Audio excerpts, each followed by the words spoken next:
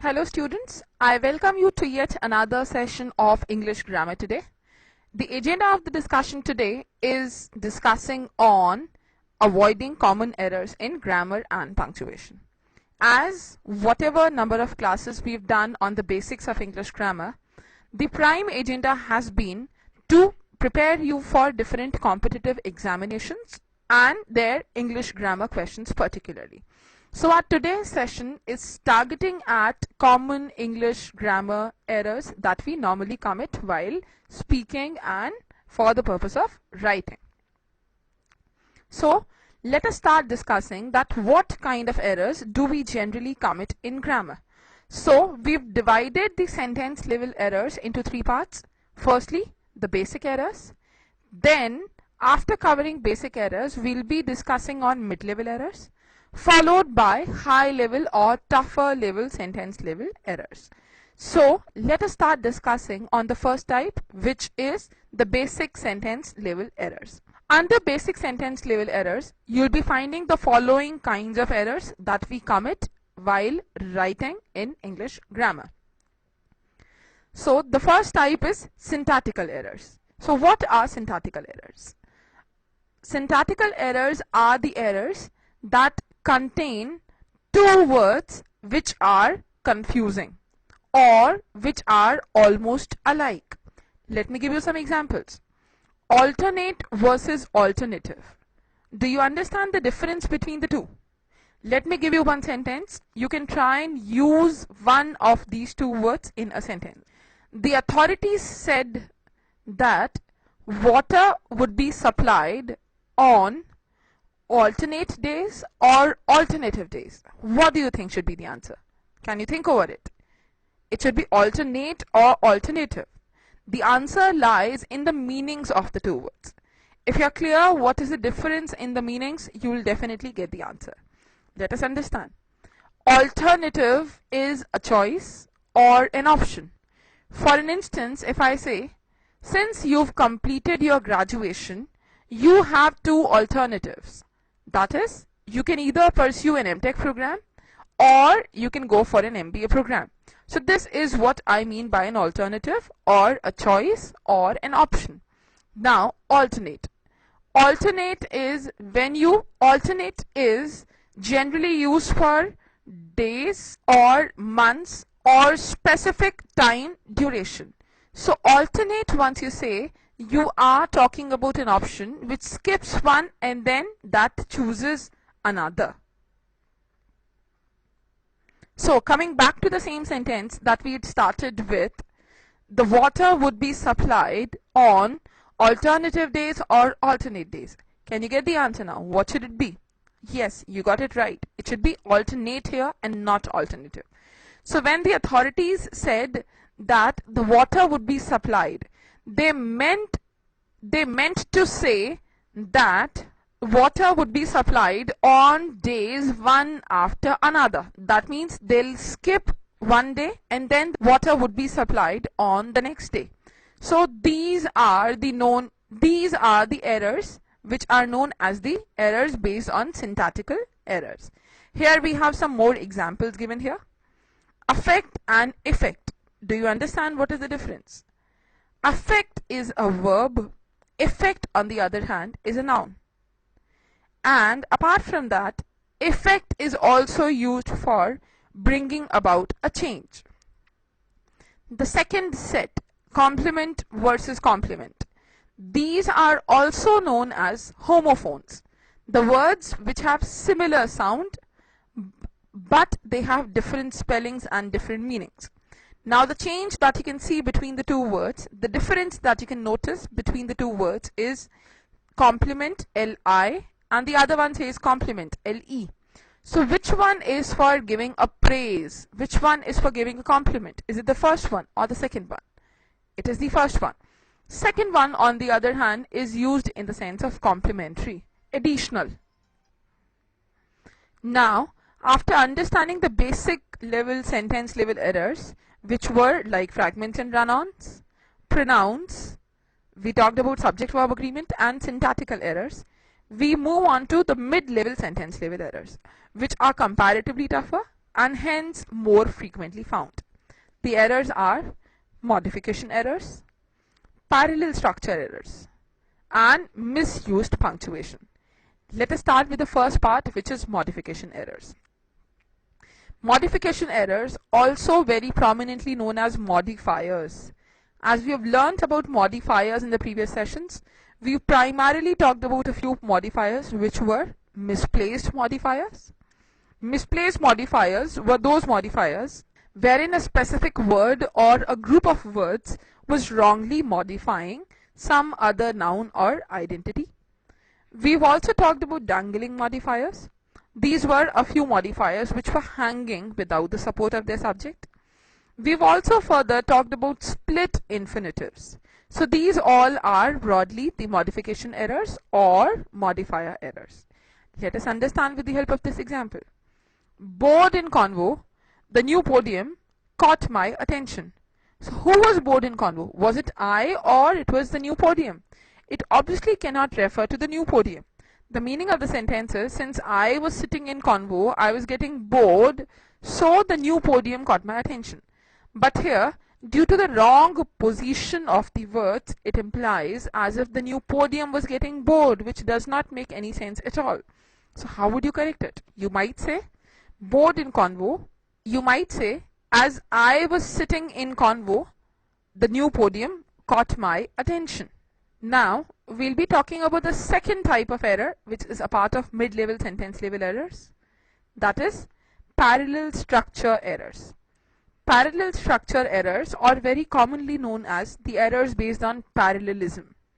As we've talked about different forms of parallelism in the previous sessions, parallelism implies that all the forms, all the identities of a sentence should be in the similar structure. Now, what does that mean? That basically implies that if you have an infinitive in the sentence, all the other parts should be in the infinitive forms. Similarly, if you have a gerund in the sentence, all the other forms should be converted to a gerund form. Same applies to the use of nouns, adjectives, and various other parts of speech. Let us understand that with the help of this example. I told him that he must not only complete his work, but I also said that he should check it over. Now, firstly, as you can see, there is an error of redundancy in the sentence. I told him, but I also said. So we can obviously remove the second part. Apart from that, we should also ensure that the portions which are coming after told him and said, they are in the same form. Let us see how to correct that. I told him that he must not only complete his work, but he must also check it over. We cannot say should here, it should be must. Why? Because the first part is using must. So the third type of mid-level sentence level error is missed punctuation. As in the previous session we've discussed about punctuation in detail, it is very important to put punctuation at its right place. Punctuation implies the position of a comma, semicolon, colon, a period, or a full stop, etc. Especially apostrophes, quotation marks, and commas. They should be at their right places. Let us move on to the high-level grammar errors, and hence most frequently found out in your examinations. Covert fragments, or, and run-ons. Especially when you have long fragments and run-ons created with comma splices. We've talked about comma splices in one of the sessions earlier. Today again we'll come back to them since that's a very commonly found error. Unnecessarily split infinitives. Unnecessarily split infinitives is what we've discussed in the modifiers chapter. Unnecessary passive voice. That is also supposed to be the agenda of the session today. Now, the overview of all the kind of errors which are a part of your competitive examinations grammar portion. So, we'll be discussing on the definitions of all the areas first. The kind of common grammatical errors which we are going to discuss on today are sentence fragments, person, gender, voice, number, tenses, myself, yourself, that means reflexive cases, who, which, that, the use of pronouns, and misplaced modifiers. So let us start discussing on these all areas one by one. The next thing that we'll be discussing after the previous part is the problem punctuation marks. Punctuation marks are generally very confusing, and hence we'll have a discussion around those. Commas, quotation marks, apostrophes, ellipses. We have an exercise also that talks about using proper punctuation, followed by the questions at the end that we'll be taking at the end of the session here. So let us start with the basic definitions of all the things which are broadly a part of your grammar section errors. Antecedent. So antecedent is the noun to which a pronoun refers or for which a pronoun substitutes. As we have learned in the chapter of pronouns, it is important to understand the correct antecedent.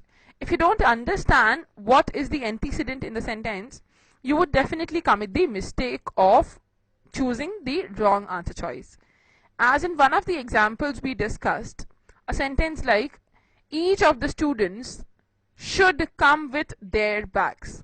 So antecedent here was each student, which is singular. So you cannot say their bags. You should say his bag, or you can also say her bag. So identifying the correct antecedent is very important. The second part that would be the area of discussion today is a phrase. Phrase is a portion or a clause that does not have a subject or a predicate. It may not have both, or it may have one of them. As we have learned, a predicate is all the things in the sentence excluding a subject. A subject, on the other hand, is the doer of the action. Some of the examples of phrases are given here for your convenience. Fearing an accident. This has a gerund, but it does not have a subject. Fearing is a gerund. It has a predicate, fearing an accident, but it does not have a subject. At the lake's edge. So again the same problem. It has a predicate, it doesn't have a subject. So this is what you mean by phrases. Now the clauses. What is a clause? Clause is an entity that contains a subject and a predicate. When the ice cracked. And you should remember, the clauses are generally incomplete portions. They don't make sense in themselves. In most of the cases they are dependent, though there can be a few independent clauses as well. Let us talk about the further two kinds of clauses, restrictive and non-restrictive. So what are restrictive clauses? Restrictive clause is essential, limiting, and does not use commas. On the other hand, non-restrictive clause is not essential. It is not necessarily a part of the sentence, and it uses commas, dash, or parenthesis to enclose. So a restrictive clause is a clause which is important, which is essential, without which the sentence does not make much sense. On the other hand, non-restrictive clause is the one that is not essential. It is not necessary to put a non-restrictive clause in the sentence. Even if you remove that, it makes its own sense here. Restrictive clauses also use no commas. So as we have learnt, a non-restrictive clause is the one which is not essential. Even if you remove that, the sentence properly makes sense. And a non-restrictive clause should use commas or dashes or parentheses because they are an additional part of the sentence. Now we'll learn what is a subject and what is a predicate. Subject is the one which is being talked about. It can be a person, it can be a thing. For an example, if I say Rohit goes to the school, so the subject of the sentence is Rohit, since he's the one who's performing the action. On the other hand, if I say the water is colorless, there is nobody who's performing the action, but there is something which is being talked about. And what is that? That is water. So water is the subject of the sentence here. Predicate. Predicate is the rest of the part of the sentence excluding the subject. You could also say predicate is what describes the subject in some way or the other. The water is colorless. So subject here is the water. What do you call as a predicate? Predicate would be is colorless. Rohit goes to his school. Subject of the sentence is Rohit. What would you call as a predicate? Predicate is goes to the school. Now, as you must notice, predicate comprises of verb and the object. Now, there can be one object or there can be multiple objects also in the sentence. For an example, she gifted me a pen. She is the subject, a pronoun here, a personal pronoun. Gifted me a pen is the predicate, which comprises of a verb and two objects here in the sentence. Let us continue. Now, the sentence fragments. A complete sentence would have a subject and a predicate. For an example, the ambassador attended the conference. So, subject here is the ambassador. Predicate is the rest of the part, attended the conference. Sentence fragments, on the other hand, are a punctuated group of words which lack either a subject or a predicate. Let us look at this example. Hoping this meets with your approval. Now, though as you can see, there is a gerund in the sentence, but the subject and the predicate are absent in the sentence. They are not present. Same problem lies in the next sentence also. Received your letter this morning. Received your letter. Received is the verb. The rest of the part becomes the predicate. But who received? We don't know. So the subject is missing. So you should take care that you should place a subject and predicate in every sentence for the sentence to be complete. Sentence fragments are not complete. And you would find these are a few different ways by which the examiners try and confuse you by giving you questions based on grammar. We'll be talking about a few persons now. It is important to understand these three persons so as to avoid any error based on grammar.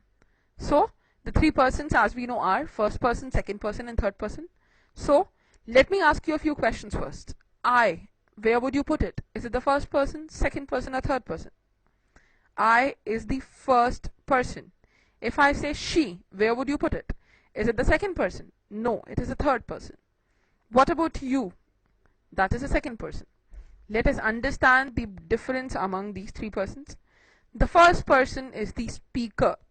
The one who is speaking is the first person, the subject that is speaking. So, I will discuss types of ballistic missiles in my paper. So, what is the first person here? First person is I, the subject that is speaking. The plural form of the first person can be we also. Now, the second person. The second person is a subject that is spoken to. If I say, I am talking to you, so I am the first person. Second person here is you. You are the one who are being addressed by me. You will discuss types of ballistic missiles in your paper. So the subject that is spoken to, the one who is being addressed by the speaker, you, will be the second person. Now you should remember the plural form of you also remains you only. Now the third person. The third person is the spoken about case. The person that is being spoken about, or it can be a thing also. This paper discusses the types of ballistic missiles. So this person becomes a thing that is being spoken about. Now third person, some of the examples can be pronouns like he, she, which are singular pronouns. Plural pronouns can be words like they. You have it as a singular pronoun, which is an object. So these are three persons. First person, the speaker. Second person, spoken to. Third person, on the other hand, becomes spoken about. Use the third person to write about your subject. Now, a few errors of gender. Let us understand a few things. Feminine, you can use a few pronouns and nouns like she, her, girl, woman, etc. My friend and advisor offered her help. My friend and advisor offered her help. Her here refers to a woman or a feminine being. Masculine. Masculine, a few nouns and pronouns that we use are he, his, boy, man, etc. If a person works hard, he can accomplish a lot. That clearly implies that that person is a masculine being. Common pronouns which you can use for both the genders: adult, people, cousin, neighbor, etc. Now when you say adult, you are not referring to a particular gender, you are in general talking about an adult person. Similarly, cousin, that's a very commonly appearing mistake in your examinations. Remember, it's never like cousin brother or cousin sister, it's always cousin. You can say she's my cousin, you don't need to say she's my cousin sister. So cousin, neighbor, people, all of them are common for both the genders. An example here follows: if people work hard, they can accomplish a lot. So they here refers to people, which applies to both the genders. Now the next type is neuter. That means it is neutral. Some of the examples are it, typewriter, book, wagon, radio, etc. So here they don't refer to a particular gender, these are neutral, that means they refer to inanimate objects. Neuter gender nouns take the pronoun it. If anybody wants an education, he can get it. So it, you can understand, does not refer to anybody, because anybody obviously is an individual. You are referring to education here. Let us continue. So how to avoid the errors and sexism in gender? You should use a plural antecedent and a plural pronoun. For an example, let us look at the sentence. Many brought their lunches with them. Now since the subject of the sentence is many here, you should use a plural pronoun like their here, their lunches. Next sentence, athletes deserve their privacy. Subject here is athletes, which is again a common noun. It does not talk about a particular gender, so you should use their privacy again. The next strategy that you should keep in mind is using masculine gender, avoiding any use or making gender agree with the fact. Let us see what does that mean. One likes to do what he can do well. When it is not sure that which gender are we talking about, you can use any one of the two, or you can prefer using masculine gender. This example, one likes to do. So it is not clear who's the subject of the action. One can be for a masculine gender or it can be for a feminine gender as well. But if you write he can do well, it's not wrong. Anyone wanting a pen can get it here. None of the students had the needed credits. Everyone attending the few meeting presented her membership card. So you can use any particular gender here. Now, the next type of errors which are found in your competitive examinations is the error based on voice, that is active and passive voice construction. So let us understand what is the difference between the two. Active voice sentences, the subject is the doer of the action, or subject is the one who performs the action. Each ambassador signed the truce. So verb here of the sentence is signed. We are using past form of the tense here. Each ambassador, so that is the subject of the action. So you can say each ambassador, that is the subject, is the doer of the action here, which is signing. The passive voice construction now. In passive voice, subject is the receiver of the action. Subject becomes the done upon part. It changes its form. So the same sentence, each ambassador signed the truce, if it has to be converted into its passive form, you might say the truce was signed by each ambassador. Now notice the way the conversion has been made. The object of the previous sentence was the truce, so we would start directly with the truce part, followed by a past auxiliary verb since the sentence is in past form, signed. So we would use was, which is singular, signed past participle form. Now by the subject of the sentence was each ambassador. So this is how the passive constructions are made from active voice sentences. Now a note here, you should use active voice, let your subject perform the action. If a choice is given between two sentences, one of active voice and the other one passive construction of the same, you should always prefer a sentence with active voice, always, as a rule. So why to avoid passive voice? The first reason, it obscures the subject. It is generally not clear in the passive voice sentence that who's the subject. As we've always been learning, a subject is the one who performs the action. So in a passive voice sentence, there is an ambiguity. Who has performed the action? If the subject has performed the action, so why is it being sidelined? So passive voice basically obscures the subject. It increases the length of a sentence, which I'm sure everybody would agree to. As we have seen in the previous example, there was a very small sentence, each ambassador signed the truce. So the truce was signed by the ambassador, makes it unnecessarily wordy and lengthy in the nature. Shifts the emphasis from your subject, since in such sentences, the priority is given to the object. Since we start the sentence with the object, so it basically shifts the emphasis from the subject. Now, a clue here. Avoid using passive voice unless you are deliberately emphasizing the predicate or obscuring the subject. Now, let us talk about the numbers of nouns. Applies to nouns, verbs, and pronouns. So, singular. When you say singular, you're referring to one person or thing. Plural, on the other hand, refers to more than one person or thing. Singular, as we have some examples, boy is singular. Plural form for the same becomes boys. Mother-in-law is a singular subject. Now, as we have learned in the chapter of compound nouns, mother-in-law is a compound noun. And in compound nouns, you should understand what word is more important. The word which is important here is not law, it is mother. So in order to make it plural, you would say mothers-in-law and not mother-in-laws. Shelf, as you've again learned it, the words that end with F, if you have to make a plural out of them, you would say shelves. Wife, ending with FE, becomes wives. Man takes the form of men. Makes is singular, make on the other hand is plural. As you've learnt it while doing subject-verb agreement and its relevance for simple present tense. Is singular, are on the other hand is plural. I singular, we plural. Him, her is the objective case pronoun singular, them becomes plural for that. He, she, subjective case personal pronoun. They on the other hand becomes a plural pronoun for that.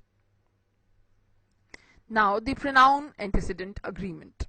As we've told you earlier, we are discussing on some of the prominently appearing errors in the session today. So let us learn pronoun antecedent agreement. Pronouns must agree in gender, person and number. Let us look at these examples. If one is nervous, she or he should try to relax. Since the subject here is one, which is a gender-free word, you can use either a feminine gender or you can use a masculine gender, both. But keep in mind, you cannot use a plural pronoun for that, since the antecedent is singular, which is one. So you cannot say they should try to relax. You are correct if you say he or she should try to relax. The next sentence. When father called the officer, he was very angry. The antecedent that the pronoun he is referring here to is father. Father is singular, so you should say he. Next that follows is, every worker must furnish his own equipment. Subject here is every worker, which is singular, so you're correct if you say his own equipment. Has anyone forgotten her FWP membership card? Has anyone, subject is singular, anyone, so you are correct if you say her. You could also have said his FWP membership card. Has everyone handed in his paper? Subject is everyone, so his is correct. The teacher expects every girl to make her own dresses. Now, every girl, since it refers to feminine being only, you would have to use a feminine pronoun, which is her, him or his here. That sort of gossip should be ignored. Correct here. I prefer these kinds of writing paper. Now, as you can see in the two sentences, sort is singular, so we are using a pronoun like that for it. Kinds is a plural noun, so we are using these as a plural pronoun for that. So how to ensure this agreement? Do the math as you write sentences. Just try and count how many subjects are we talking about. A singular subject would always have a singular verb. Example is, I play piano. So since I, as we know, does not take S in the verb form, so it is correct to say I play piano. A plural subject should have a plural verb form. They sing soprano. Now, since we know they as a plural subject, again, doesn't need S with the verb form. Had it been a singular subject, like he or she, You would say he plays piano, or you would have said she plays piano. Now, the collective nouns, jury, troops, they are singular or plural, both depending on the way they are being used. Let us understand that with the help of a few examples. The jury made its decision. The foreman read their verdict. Now, since we are talking about jury in the first part, which is singular, we would have to use a singular pronoun for that, which is its decision. The second part, on the other hand, the foreman read their verdict. Now here it's talking about the verdict which has been taken by the members of the jury. We'll refer to a plural pronoun like their for them. The troops marched for 4.6 miles before their first break. Here it's referring to troops, which are different collective nouns together. So in that case, again, we'll be using a plural pronoun for that. Let us continue further. Indefinite pronouns. Indefinite pronouns are either singular or plural. As we have learnt in the session of pronouns, indefinite pronouns are pronouns like anyone, anybody, somebody, someone, either, neither, etc. They are always singular. On the other hand, pronouns like both, many, etc. are plural. So you should remember this rule. Let us look at some examples. Does anyone want popcorn? Now, anyone is an indefinite pronoun which is always singular. So in that case, we would say does anyone. The next one, very few of us are going to the movies. Now, few is an indefinite pronoun which is always plural, since it refers to entities which are more than one. So in that case, you would say are going to the movies. Indefinite pronouns must agree in person. What does that mean? If anybody wants an education, he can get it. Anybody is singular, so that is why you would say he. Or the other way of understanding the same can be, since anybody is third person, so we'll be using third person here also, he can get it. So when a group acts as a unit, the pronoun is singular. On the other hand, when a group acts separately, the pronoun is plural for that. Now, the errors of tenses, which is again a very commonly and frequently appearing error. Broadly, the three tenses that we should know are present, past, and future. Present tense, you would say walk. Past becomes walked. Future, on the other hand, would become will walk. So in present also there can be further categories. We'll discuss on tenses in the coming sessions in detail. So in present tense, again, there can be categories like present perfect or progressive, also known as continuous. So in present perfect, you can say have walked or has walked. In progressive, which indicates continuity, you can say has been walking or have been walking. Same thing applies to past. Past perfect becomes had walked. Progressive or continuous form becomes had been walking.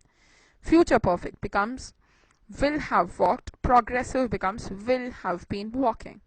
So progressive forms are I am walking, was walking, or will be walking. A few errors related to reflexive pronouns now. Myself, yourself, himself, etc. Never used as a subject of the sentence. You should never say myself have come here. You should say I have come here. Myself is a reflexive case pronoun which is used to emphasize on some activity. They're never used as a subject of the sentence. My wife and myself appreciate your help. No, it should always be my wife and I appreciate your help. Never used as a substitute for a personal pronoun. Let us look at that.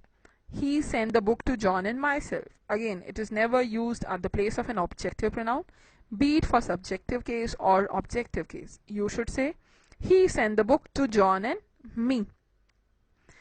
Thirdly, it always refers back to the subject. I made the dress myself. Again, reflexive emphasizes on the action which is done by the same person. Sometimes it is used to add emphasis to a noun or pronoun. John himself built the canoe.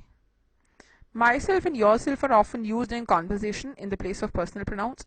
Avoid using them in formal speech and writing. Very important for your grammar questions of competitive examinations. Now, another very commonly confusing error, which is the usage of who, which, and that. Who. Who is used when the antecedent is a person. That means who refers to an individual. It refers to a person. This is the girl who won the award. Next, the difference between that and which. That is used for referring to persons or things. That is also restrictive in nature. Which, on the other hand, refers to anything except persons, and it is non-restrictive. Let us understand what does that mean. This is the dog that was lost. So here, this part is a restrictive clause. That means without it, the sentence does not make any sense. So when you have a restrictive clause in the sentence, then you should use that. On the other hand, in case of non-restrictive clauses, that means the parts which are not very essential, in that case you should use which in the sentence. The leftover lettuce, which is in the refrigerator, would make a good salad. So which is used for a part which is not very essential, or it is non-restrictive in the sentence. Now, restrictive and non-restrictive clauses may use which. Only restrictive clauses begin with that. Some writers would tell you that which is only used for non-restrictive clauses. But broadly, you should remember, when you have a restrictive clause or a part of the sentence which is very essential for the existence, in that case you should use that. But in the case of a non-restrictive clause, that means a part of the sentence which is not essential, you should use which in the sentence. Now, misplaced modifiers, another kind of error on which grammar questions are based. So readers link a modifier to the word that is closest to it, and writers carefully place modifiers to avoid confusion. Let us understand with the help of some examples. The first practice question. He served steak to the men on paper plates. Now, what is on paper plates? Is it the men? No, it is basically steak. So you should always place the modifier or the adjective modifier close to the noun that it is modifying. On paper plates does not obviously modify men. It modifies steak. So it has to be placed closest to that. So how would you correct that? You would say, he served the men steak on paper plates. Another question. He came to enjoy flying over time.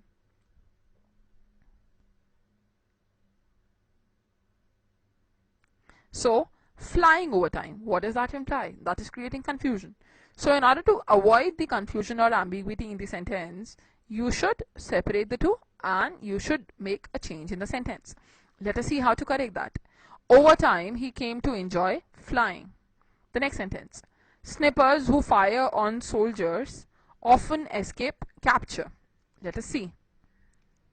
Often is for what? Often is for escaping, or often is for capture. Often refers to capture, or it refers to whatever activity, it has to be placed close to that. Let us look at a few versions. Snipers who fire on soldiers escape capture often, or you could also say snipers who often fire on soldiers escape capture. So these are again a few things that you should keep in mind while solving your questions based on modifier errors of grammar. Now, the other kind of errors that you'll be frequently finding in your examinations are punctuation errors. So we'll be discussing on commas, quotation marks, ellipsis points and apostrophes. So when is a comma used? Comma is used to separate elements of a sentence or items in a series, used before and but or other conjunctions. Let us see. The building is finished, but it has no tenants. Now, as you can see, there is a conjunction which is but. Before that conjunction, we are putting a comma in the sentence. Unfortunately, the only tenant pulled out. So again, we are separating unfortunately with the only tenant. So in that case, putting a comma. The empty building symbolizes a weak local economy which affects everyone. So after economy, there is a part which is actually non-restrictive or which is non-essential, which are being segregated by putting a comma here. The primary cause, the decline of local industry, is not news. Same thing applies here. A non-essential information, if it is being put in the sentence, it has to be separated by putting commas around the information. The city needs healthier businesses, new schools and improved housing. Many items which are a part of the series should be separated by putting commas around. A tall, sleek skyscraper is not needed. Multiple items, a part of the same series, should be separated definitely by commas. Now the quotation marks. So the quotation marks are used to enclose direct quotations, titles of magazines, articles, songs, poems, chapters of books, and to set off words in a sentence. Let us see a few examples. Fortunately, she said, I can bake more toast. So here, the source of the words and the words are being separated by putting quotation marks. Elton John wrote, lucky in the sky with diamonds. So again, the source of the information is being separated from the information by putting appropriate quotation marks. Cosmopolitan magazine ran an article titled Sunday Morning Brunch Leads. In chapter 8 titled How to Be Interesting, the author explains the art of conversation. With all the compassion it could muster, the agency turned away 2/3 of those seeking help. John Simons. So, whenever you want to separate some part of the information, or if you would like to show that some part is more relevant than the rest of the part, you should use quotation marks there. So now we would see what are ellipsis dots. These are 3 spaced periods which are used to indicate omissions within quotations, at middle, end or beginning of a sentence, or parts of 2 sentences, or 1 or more sentences after a full sentence. Let us look at this original quotation and the way ellipsis dots have been put here. It was the Cuba of the future. It was going the way of Iran. It was another Nicaragua, another Cambodia, another Vietnam. You can note ellipsis dot here. But all of these places, awesome in their histories, are so different from each other that one couldn't help thinking. This kind of talk was a shorthand for a confusion. All that was being said was that something was happening in the Philippines. Or more plausibly, a lot of different things were happening in the Philippines. And a lot of people were feeling obliged to speak out about it. So that was the quote of James Fanton, picked up from the Philippine election. So, as you could see, the way ellipsis dots are used. But this part is not much relevant from the perspective of your competitive examinations and their grammar section. Now, we'll be talking about the usage of apostrophe. Apostrophe is used to form contractions or compressions. For an example, it apostrophe is, that implies it is. So that's a contraction or a compression. When you say doesn't, that implies does not. They are also used to form possessive case, plurals of abbreviations, dates, letters, numbers, words. For an example, CD-ROMs. To show omission of a word, letter or a number. Let us understand that with the help of some examples. Don't, hadn't, wouldn't, let's, it's. So all of them are compressions, all of them are contractions. So in such cases we are using apostrophes at the end of the word before s. When you want to show plural of something, in that case also you use apostrophe. Boys, B-O-Y apostrophe s, that implies that it belongs to one boy. Boss apostrophe s, since it is already ending with s, in that case we don't need to put s after the apostrophe.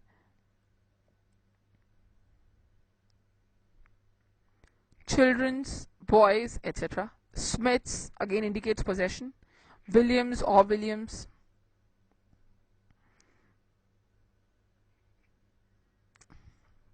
The difference between Williams, the one which is ending with s and then apostrophe, or Williams's, Williams apostrophe s, it implies that in the first case we are talking about a plural noun, in the second case we are referring to a singular noun. The day's task, 5 cents worth, indicates again a possession. Alice and Jack's apartment, everyone's duties, one's coat, so all of them are being used in the case of a possession. 'Tis o'clock, the year, 01. So here we've come to the end of the session of grammatical errors. Hope you enjoyed the session in which we learnt about different aspects of English grammar and the respective approaches of solving the questions. Hope to see you in the coming class. Thank you. Hello friends, I welcome you to yet another e-learning session of verbal ability. Today we'll be discussing on one of the most important topics coming under English grammar, subject-verb agreement. Subject-verb agreement is given a weightage of around 25 to 30% in the English grammar section of different competitive exams. So let us learn what subject-verb agreement is, why is that needed, and how the questions can be framed on the basis of subject-verb agreement.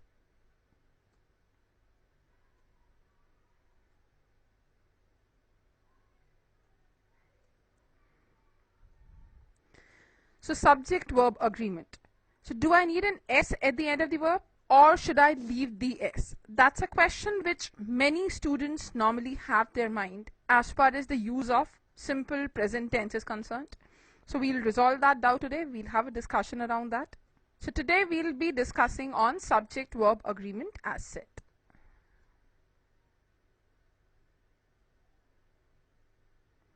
So how would the questions appear on the basis of subject-verb agreement? Let us see that.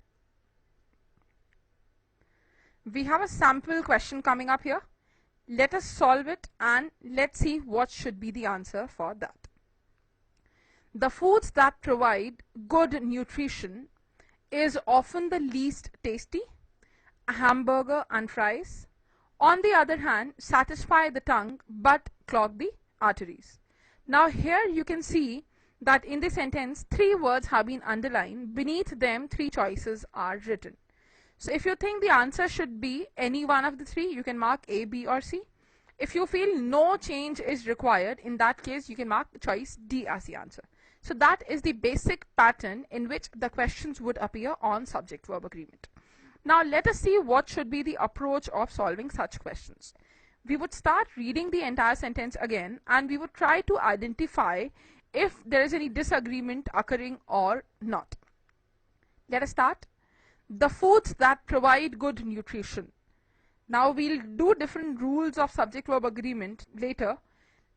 For now, this much is important for us to know that the foods, this is a plural noun. This is a plural subject. This should be followed by a verb not having an S. So the foods that provide is correct. That doesn't have any error. Good nutrition is often the least tasty. Now as we know, the subject of the sentence is the foods. It's not nutrition. It's foods. So foods should be followed by a plural verb. Answer should be choice B. Is wrong here. It should be the foods that provide good nutrition are often the least tasty. Answer choice B here.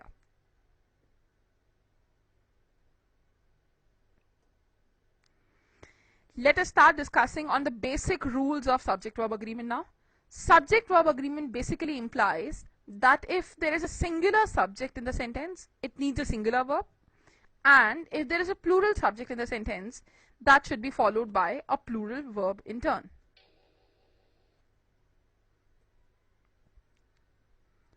Certain areas where students find a lot of problems as far as subject-verb agreement is concerned are certain pronouns such as everyone and everybody. They appear plural because they are covering everybody, but they are actually singular. So they always need a singular verb coming along with them. Let us see this example. Everyone who worked on the science project is a winner.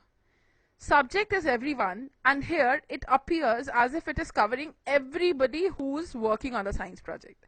But we should remember the reference is being made to one person at a time.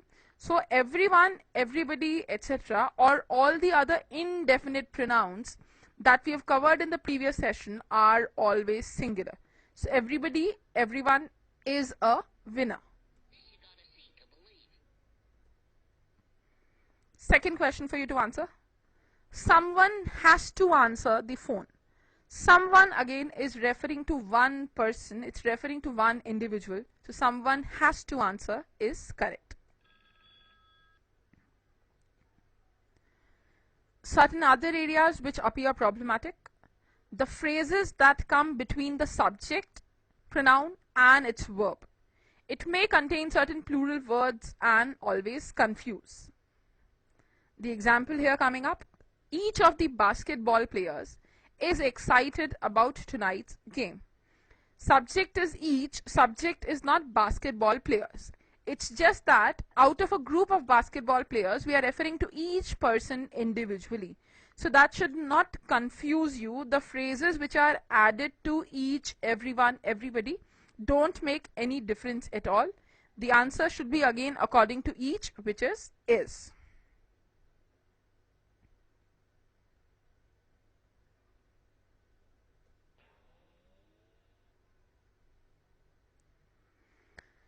Certain other confusing things. The verbs that accompany pronouns such as all and some will be determined by whether the pronoun is referring to something that is countable or not. Let us illustrate it with the help of some examples.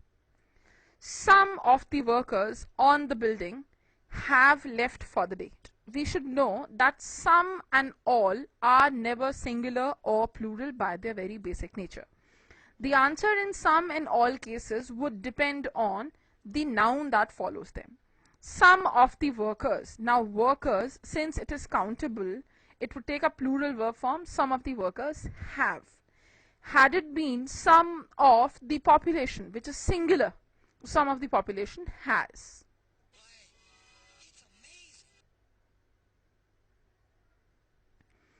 Next question on the same pattern. Some of the salt. Now salt is uncountable. You cannot count it. So in that case, the answer would be some of the salt was spilled on the floor. What a spot. It'll take a bigger brain than mine to figure an answer out to this. None. We talked about all and some so far. Let's see what is the rule applying for none. None can be either singular or in certain cases it is used as a plural noun also, and both are equally correct. None of the boys has helped at the game. None, as we saw, can be either singular or plural. So both are equally correct. You just blew my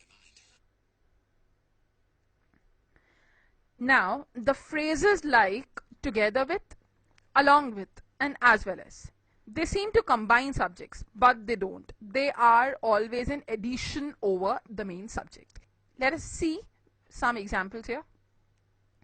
Some of the tile in our room as well as the hall was soaked.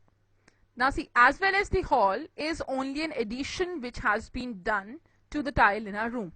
That's not equally important as the tile in our room. It does not say and. Had it been and, the case would have been different. So you should remember these correlative conjunctions like together with, along with, as well as, besides, in addition to, are always additives. They always add something to the prominent information given. They are not a part of the main subject. The major problem we had together with that of our teacher was tardiness. So major problem that we had together with that of our teacher is just an addition. That's not making any difference to the way the answer is being derived. Now we'll be discussing about the rule of either and neither. Either of those answers seems to be right. This is correct. Since either is always singular, either of those answers out of the two, only one seems to be right. So either, neither are always singular when they are used alone. You can have the bed by the window or the one by the door. Either is okay with me. Either is